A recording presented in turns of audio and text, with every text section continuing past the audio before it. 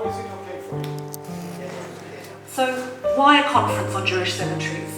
Let me offer 3 reasons. Firstly, and quite simply, cemeteries are central to Jewish life and help us to understand the local Jewish heritage of that community. A community has a responsibility to build a mikveh and to set up a cemetery before a synagogue. The mikveh representing birth and the cemetery for death. These 2 religious requirements define the boundaries of Jewish life. Everything is contained within them. Secondly, I represent a foundation that values Jewish heritage, but we are not the experts. All of you are the experts, and our contribution is the ability to bring you together, to learn from each other, and think about how the field can be further developed and strengthened. And we do hope that by bringing you together today and tomorrow, that you have the chance to talk to each other, learn from each other, and think about new ways forward. And thirdly, the issues around Jewish cemeteries in a post-Holocaust Europe are unique, and many of these will be discussed today and tomorrow. For example, there are cemeteries with no Jews to tend to them. There are communities with large restitution funds, but the task is overwhelming and daunting. There are simply too many cemeteries to take care of. How does one ensure that Jewish law is catered for in places where there is little rabbinic guidance? How do we maintain access to cemeteries to document the tombstones? And what are the challenges of preserving the safety of abandoned cemeteries? How do we engage a younger generation to take on the task? And how much of our communal philanthropic funds should be dedicated towards caring for cemeteries when the living also have needs? There are no simple answers to these very complex questions. However, I'm delighted that we brought a range of people together to begin to address them. When I was asked to speak about the value of a Jewish cemetery as a link to our past, I immediately thought of many of our ancestors in the United States and in Europe, our grandparents, our great-grandparents, cousins, uncles, aunts, and in some instances, our own parents, who were born in and lived in the communities all over Europe. In my own family, my 4 grandparents are from 4 different countries. They all immigrated to the United States from Russia, Warsaw, Poland, Vilna, and Italy. Yet despite their differing life experiences, the 10 or 12 languages that they all spoke among them, their different levels of religious observance, which they argued about frequently, their interpretation of halakha, they shared a very important foundation that we all share in Jewish culture, kavod hamet, honoring the dead, which is anchored in the Jewish tradition and the laws of halakha. They took care of the deceased. They took care of the mourners. Many of them were part of Chevra Kadisha societies and prepared the deceased for burial, protected the bodies from desecration. Kavod hamet, regardless of where we are from or where our ancestors come from, is deeply rooted in our Jewish heritage. So much so that it is embedded in who we are as Jews, and in my opinion, it is an indestructible part of our heritage. I am reminded of this every time I attend a Shiva minyan, bring a meal to a Shiva home, give tzedakah in honor of a relative or a friend who has passed away. I am also reminded of this every week as I walk through the remnants of Jewish cemeteries in the United States, predominantly in New York. Our European ancestors immigrated to other countries and established burial societies. In the 19th and 20th centuries, Chevra Kadisha societies were formed as Landsmannschaften in the United States. Although some of these societies broke off from one another and operated independently, there were thousands of burial societies created in the United States, all with roots in Europe. In many of the Jewish cemeteries that I work with, there are between 10,000 and 20,000 burial societies in one cemetery. The destruction and neglect of Jewish cemeteries in Europe over the past several decades occurred under very different circumstances and historical events than the Jewish cemeteries in North America. Yet, despite our separate journeys, we have ended up in exactly the same place. We must work, advocate, raise funds, engage the Jewish community and the secular community, including governments and elected officials, to continue our work to restore, rescue, and preserve Jewish cemeteries in perpetuity. This is the mission of KJAC. As you heard, our mission is to honor the dead in accordance with Kavod HaMet, to set standards, and we're going to be talking at the conference a lot about best practices, so I don't want to take up time talking about that. Develop strategies, work with the community, and ensure the physical well-being and financial stability of Jewish cemeteries. One of our core objectives for KJAC is volunteerism, not just bringing groups of volunteers to Jewish cemeteries, but individual volunteerism. We have many, many non-Jewish people with different backgrounds, different experience in trades, in monument rebuilding, and all sorts of things they can do, landscaping, to try to donate their time to Jewish cemeteries, and they do that. We promote best practices, not just for cemetery maintenance, but also for long-term solvency and preservation of all Jewish burial grounds. One of the things one of the things we attempt to do is to work with cemetery stakeholders, administrators of cemeteries, synagogues, and where there is no one to work with, we assume, and I personally assume, the management responsibilities. We contract with cemeteries under memorandums of understanding or contracts. We work with landscapers. We fire landscapers who are not doing what they're supposed to be doing. And we serve as an advocate for those cemeteries with the greater community. In Bayside, Ozone Park, Queens, New York, there's a cemetery called Bayside Cemetery that has had as many problems as many cemeteries in Europe. Not an unusual situation. Years and years and decades of neglect due to lack of succession planning on the part of the burial societies, the synagogues who own that cemetery. And if you Google the Bayside Cemetery in Ozone Park, Queens, you will see an impenetrable situation of a cemetery with broken mausoleums. This goes back 7 years. Thankfully, it is not like that today. Lots and lots of vandalism, and actually situations where mausoleums and graves were broken into, vandalized, bones were taken out and removed from cemeteries. Not an unusual problem in North America. KJAC has been working very, very closely with Bayside Cemetery for the past 7 years, and other cemeteries as well.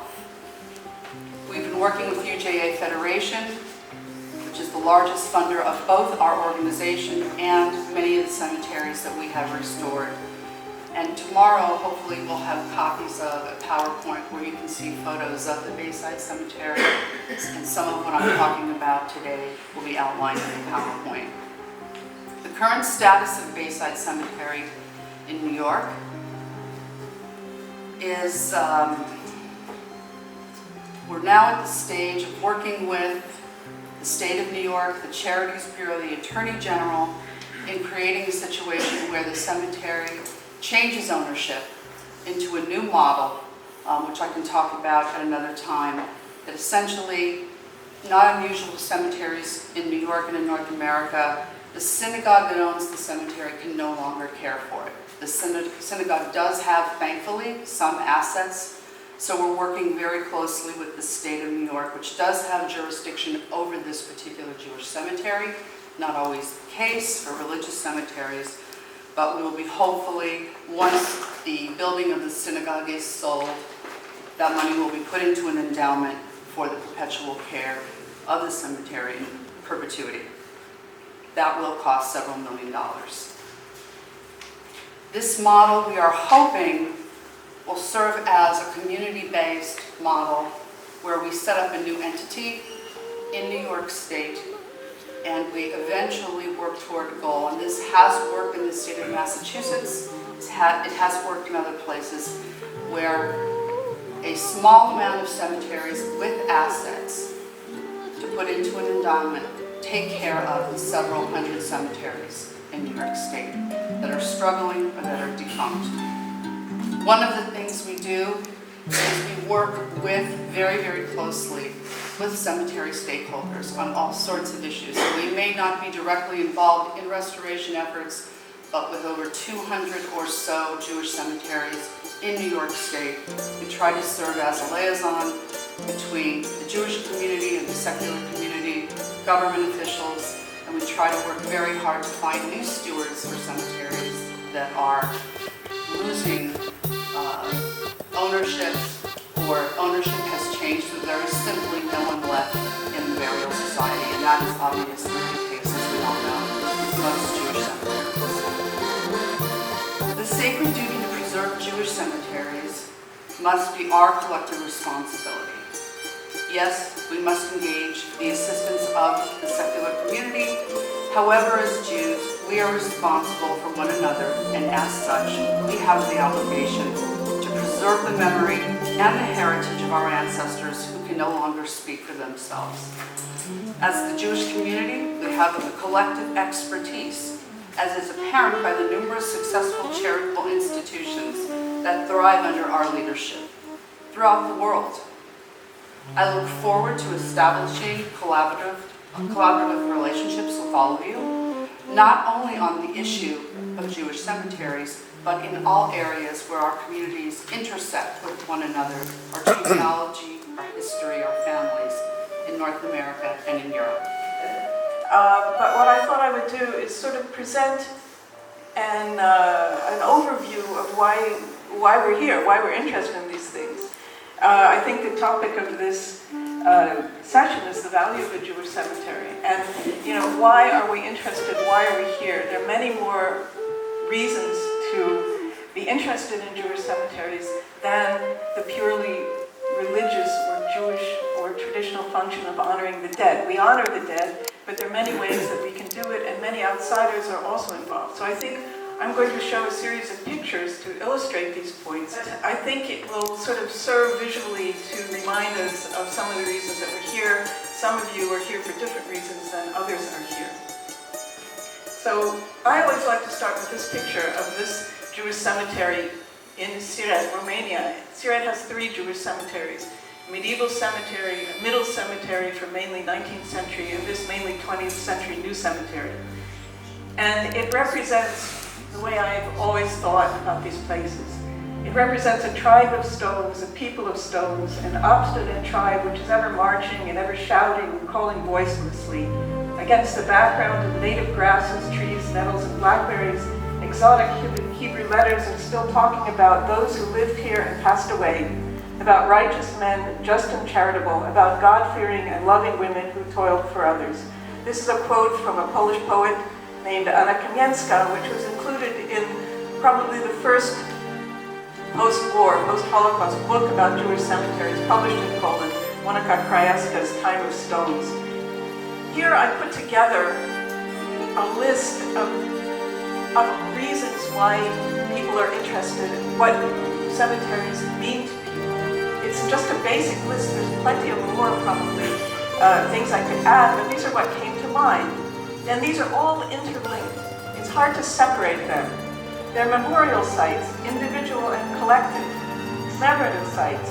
They deal in forgotten memory. There's tourism.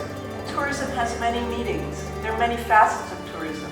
There's cultural tourism, individual tourism and discovery, local tourism, mass tourism, although mass tourism doesn't take place in many cemeteries, except, for example, in Prague.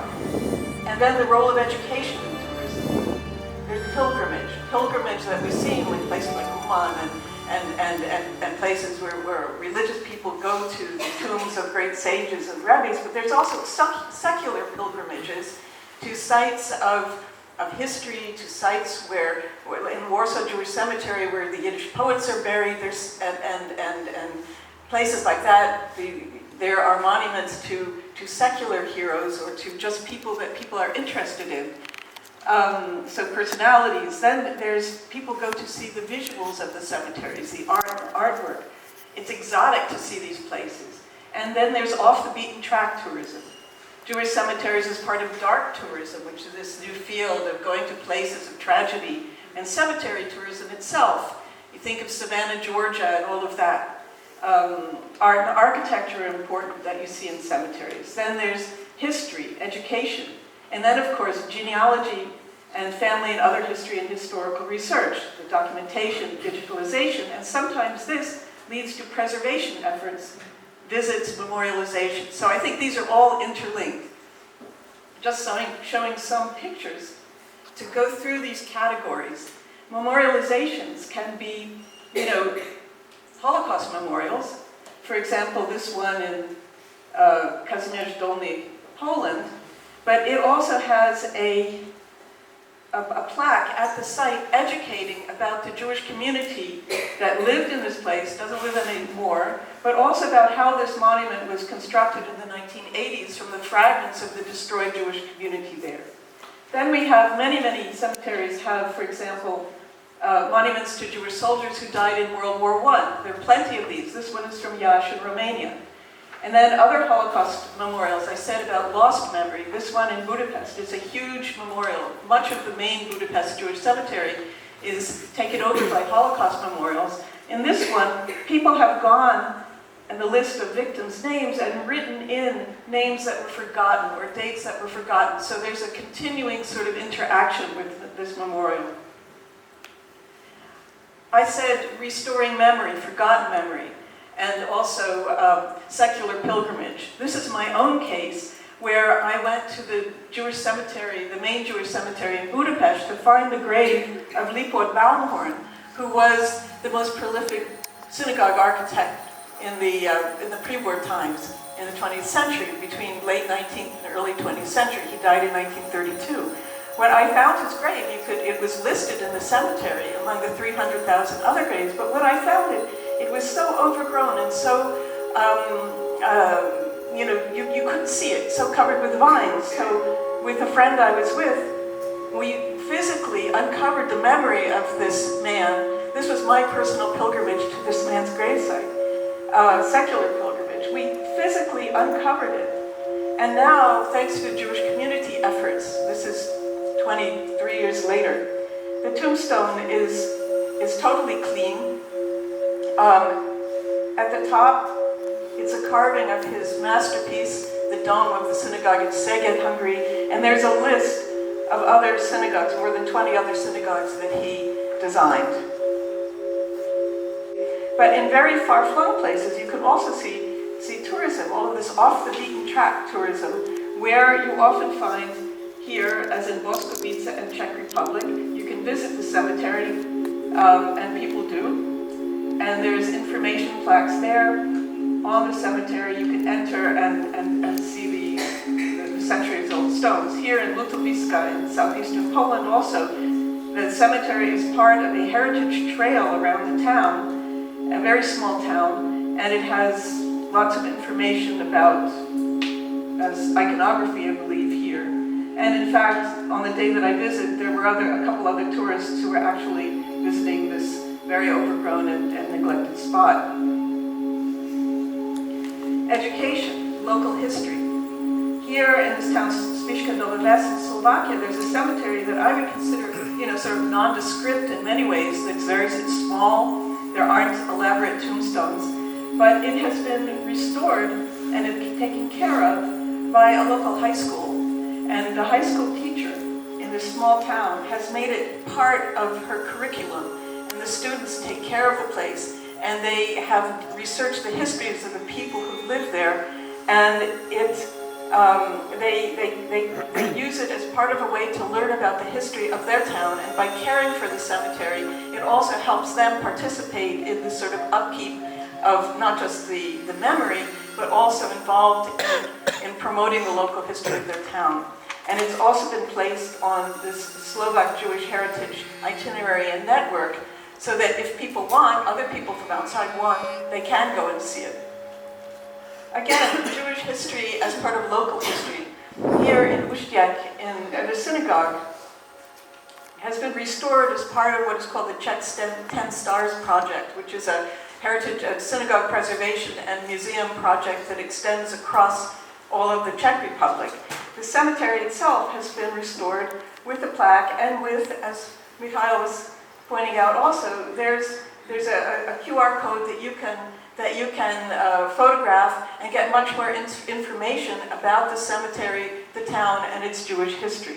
This is a much broader project. It just doesn't involve one cemetery or one synagogue, but it involves 10 sites around the country.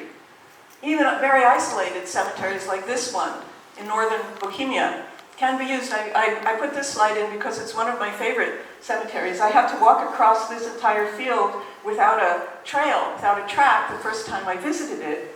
And you enter into this little place where people used to go because there's a bench. It's very hard to get to and very unknown, yet I met a woman at a conference 2 weeks ago in Prague who lives nearby and who uses it as a teaching aid for school children.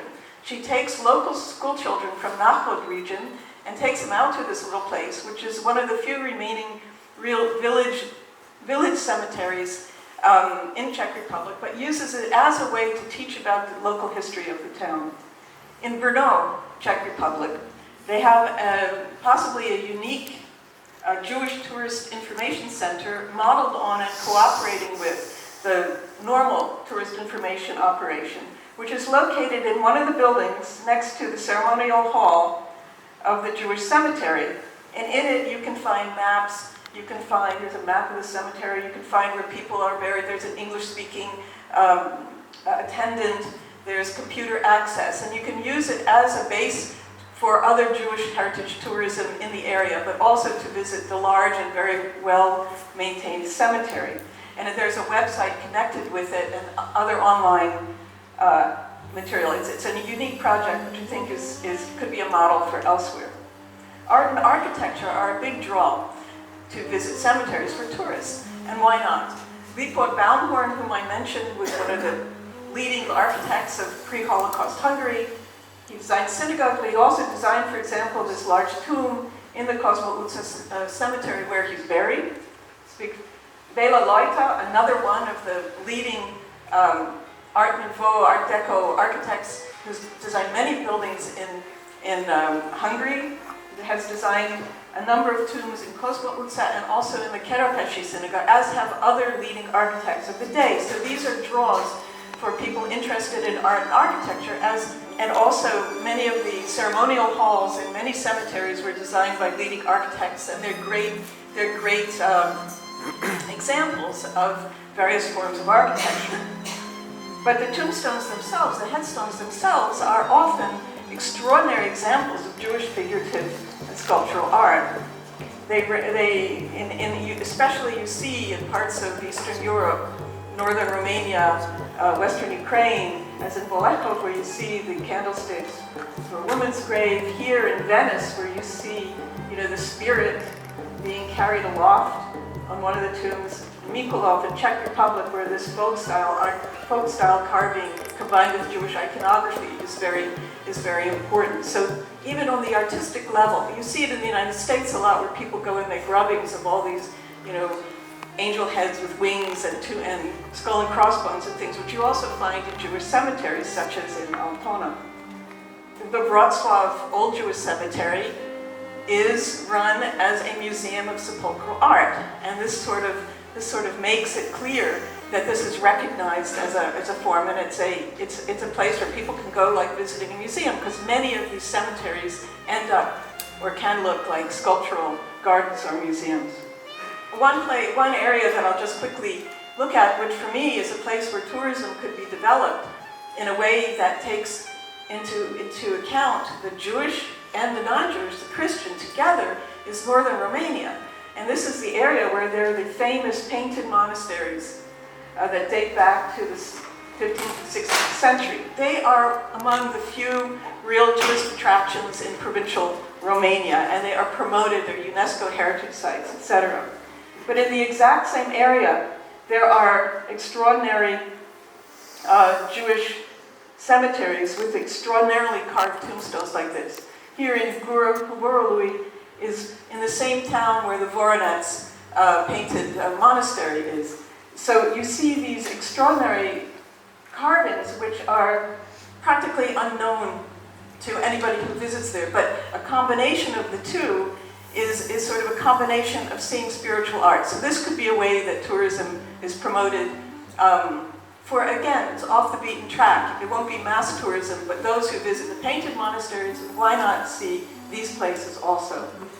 Practically unknown to anybody who visits there, but a combination of the two is sort of a combination of seeing spiritual art. So this could be a way that tourism is promoted for, again, it's off the beaten track. It won't be mass tourism, but those who visit the painted monasteries, why not see these places also?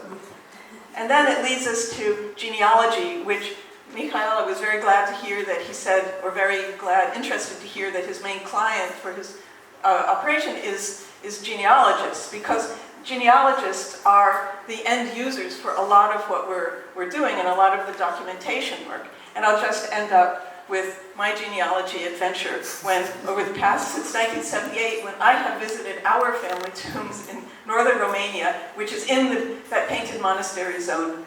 And you can see me getting older from 1978. You can see me going from 1978 to 1991 to 2006 to 2009, visiting our great-grandmother's tomb, and then finding our great-great-grandmother's tomb right there. But I hope to enlighten you with a bit of information from the perspective of Halacha, Jewish law and tradition.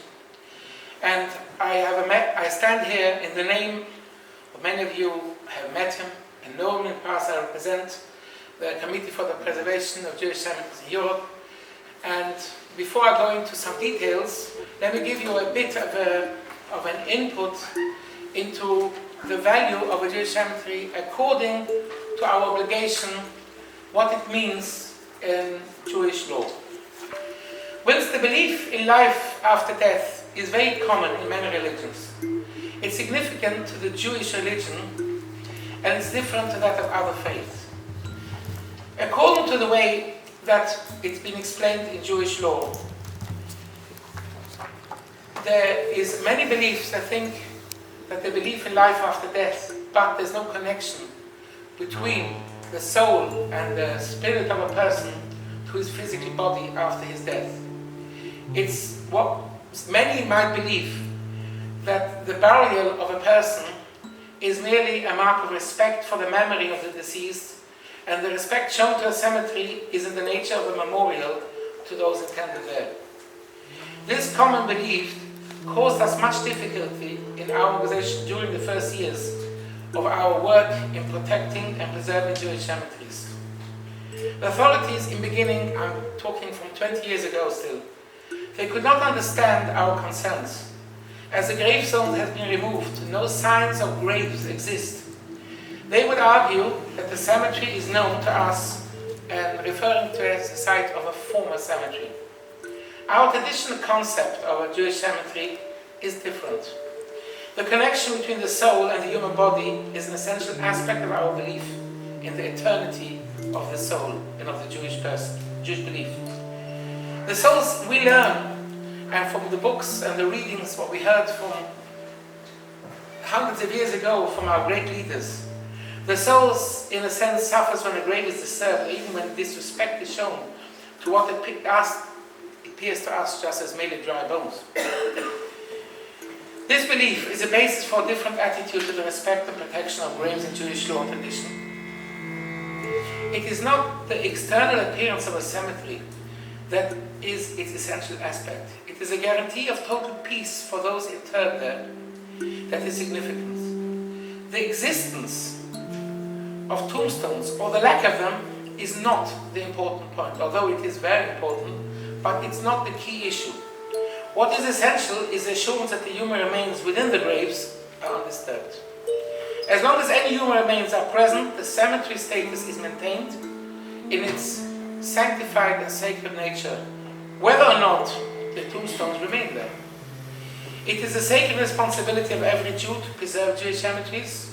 A Jewish cemetery as a house of life, Bet HaChaim, and its sanctity is eternal. A memorial of any sort cannot replace the existence of a Jewish cemetery in its entirety.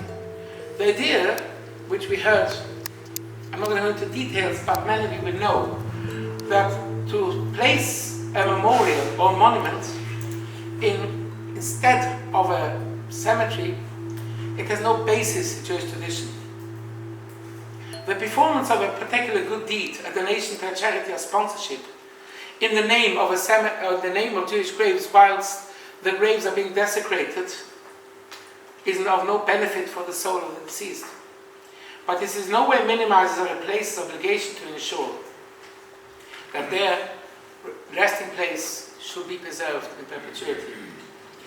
Jewish law dictates that the earth with which the grave is covered belongs to the deceased, and no earth that covers the grave may be moved, as this would cause distress to the deceased. There's a special obligation to bury the body of a person who has nobody to ensure their burial.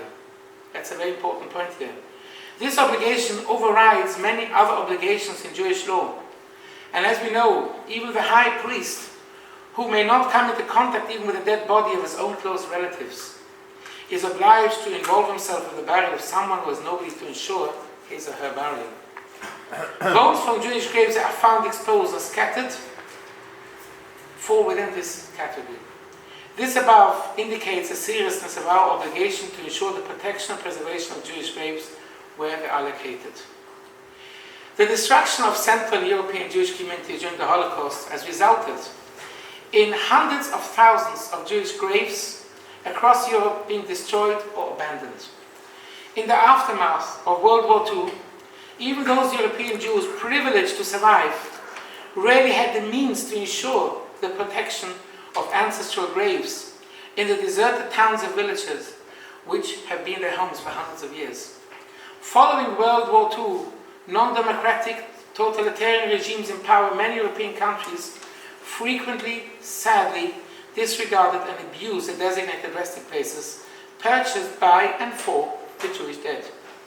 During this period, hundreds of European Jewish cemeteries were expropriated by national and local governments as well as by local individuals, ignoring their sacred nature and the fact that they were legally acquired by the Jews interred there, whose descendants cared for the graves until they themselves were murdered, often in these cemeteries themselves.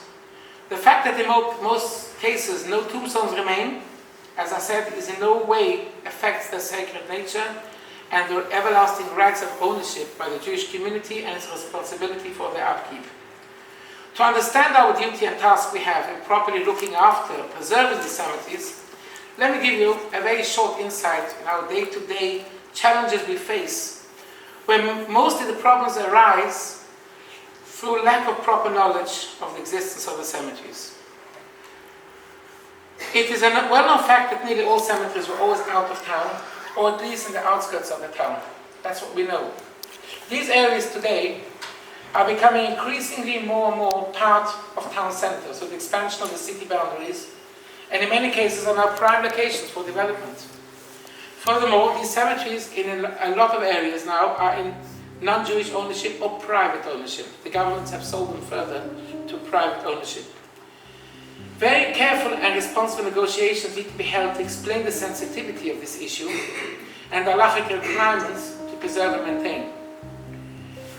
Our organization takes pride in involving the local Jewish communities, and we take special care to involve them. The local Jewish community in every country who deserve to be involved, they have a responsibility over the cemeteries in their area.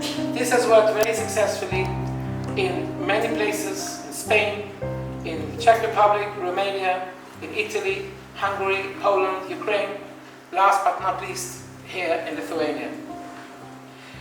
Our organization works tirelessly and solely on the field of preserving and maintaining, and have the expertise legally, physically, and with the guidance of our rabbinical board.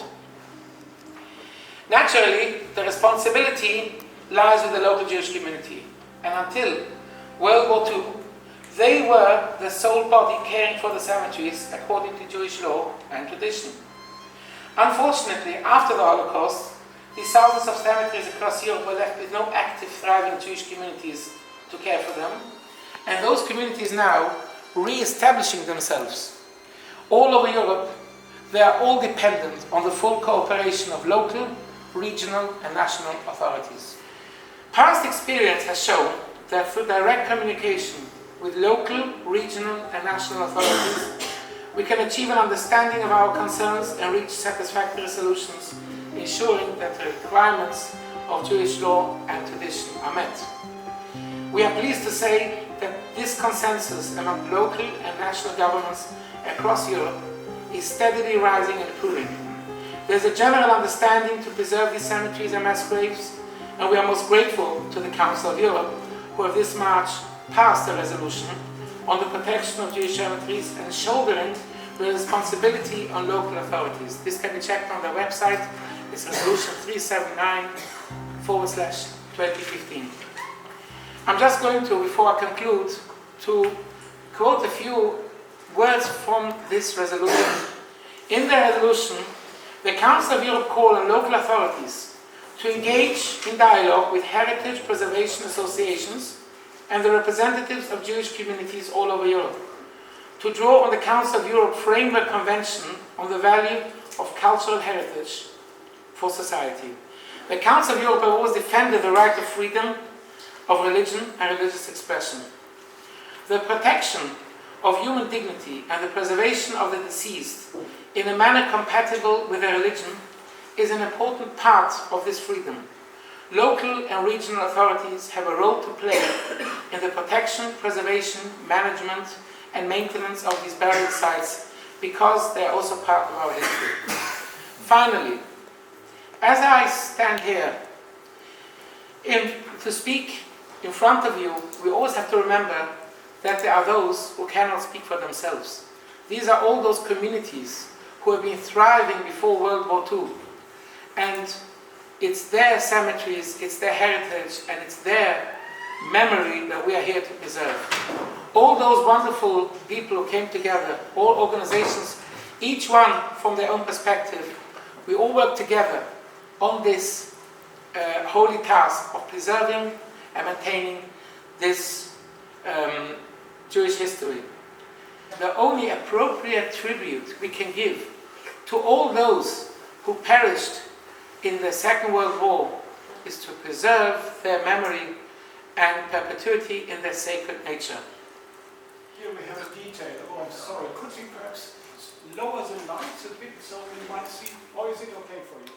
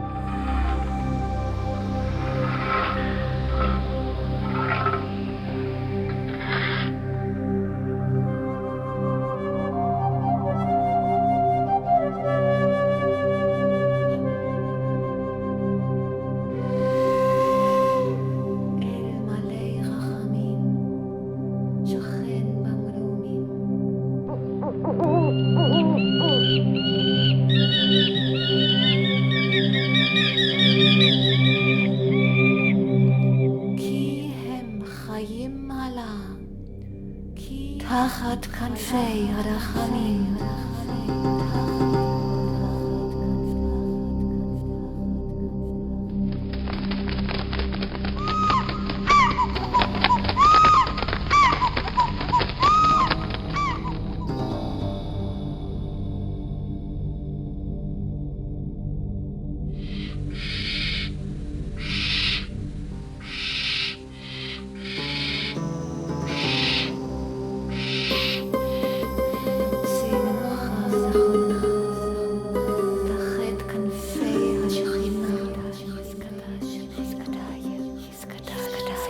Shemay